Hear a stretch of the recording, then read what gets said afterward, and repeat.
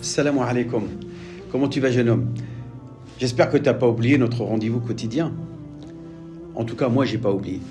Et nous étions en train d'évoquer comment nous préparer pour rencontrer et nous mettre en connexion avec notre Créateur à chaque rendez-vous, 5 fois par jour. Tu sais bien, la prière quotidienne, ce pilier central de notre religion, qui nous met en connexion, qui nous met en relation, qui nous met dans une relation intime avec notre Créateur. Que ce soit à la mosquée ou que ce soit à la maison, il ne faut pas oublier, négliger la maison aussi. Le prophète dit dans un hadith, « La taj'alu buyutakum maqabir » ne faites pas de vos demeures des cimetières dans lesquels il n'y a aucune évocation, aucune prière réalisée. On doit aussi prier dans nos maisons, mais surtout les prières surérogatoires. De préférence, pour les hommes, les prières obligatoires, c'est à la mosquée. Et la grande mosquée de Paris, justement, est là, et t'accueille pour donner un exemple à toutes les autres que c'est d'abord un lieu dans lequel l'homme et la femme se mettent en connexion et réalisent ce chantier nécessaire à la purification de leurs âmes. Comme le dit le Coran quand il parle de ces mosquées, la masjidun ussisa ala taqwa, ces mosquées qui ont été les premières fondées pour la crainte d'Allah et la piété, ahaqqu an taquma fihi, mérite plus un autre lieu pour que tu vénères et adores ton Seigneur et te mets en connexion avec lui. Il y a en son sein des hommes et des femmes. Il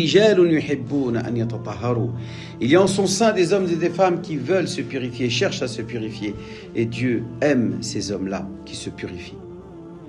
Donc, dans le cadre de ce tahliya, de cette réalisation, de la purification, pour justement introduire notre connexion avec Allah subhanahu wa ta'ala, nous en étions à ce rituel important qu'on appelle les ablutions majeures. Alors, majeures, ça veut dire les grandes ablutions. À quelle occasion et comment et pourquoi d'abord? Alors, parce que tout simplement, de notre corps, il y a eu quelque chose qui s'est passé.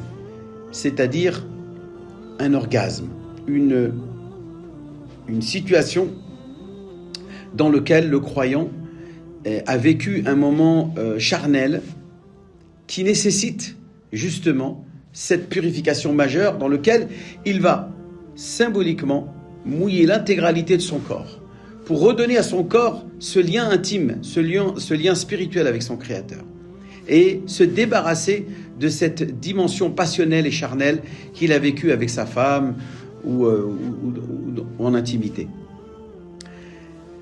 Donc cette purification majeure consiste tout simplement à mouiller l'intégralité de son corps. Mais il y a quand même les recommandations de notre prophète bien-aimé Muhammad sallallahu alayhi wa sallam concernant cet état d'impureté majeure qu'on appelle en arabe al-janaba. Dieu dans le Coran dit wa in kuntum junuban fattahharu. Et si vous êtes en état d'impureté majeure, purifiez-vous, dira Allah subhanahu wa ta'ala dans ce même verset 6 de la sourate 5.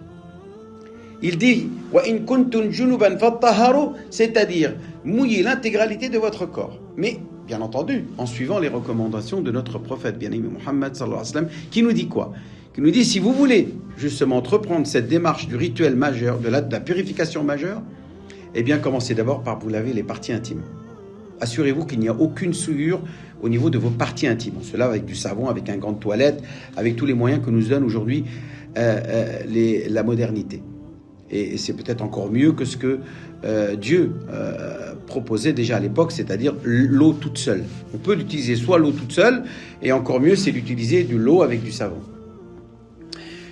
Les parties intimes, ensuite, on se lave les mains, on se lave la bouche, on se rince la bouche, on se rince le nez, on se lave le visage, on se met sous le pommeau de la douche, si on est dans une douche, ou près d'un récipient, ce qu'on appelle la fameuse baignoire ou la fameuse bassine dans laquelle il y a notre eau avec laquelle nous allons nous purifier et réaliser cette purification majeure.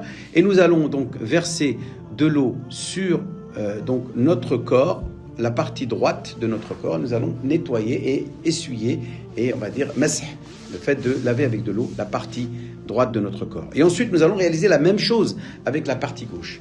Et enfin, après avoir essuyé et lavé tout notre corps à droite, ensuite à gauche, nous allons laver nos pieds et c'est ainsi que nous parachevons notre toilette majeure, notre purification majeure, taharatul hadathil akbar, bien entendu, qui doit se faire quand on est en état d'impureté majeure, ce qu'on appelle la janaba, qui est associée soit à des relations intimes, soit pour les femmes à la fin d'une période menstruelle, ou par exemple le matin quand on se réveille après un rêve érotique et qu'on est ce qu'on appelle éjaculé ou un orgasme. Donc ce sont les causes qui exigent cette purification majeure. Sinon, ce sont les purifications mineures avant chaque prière obligatoire. Wassalamu alaikum wa rahmatullahi wa barakatuh.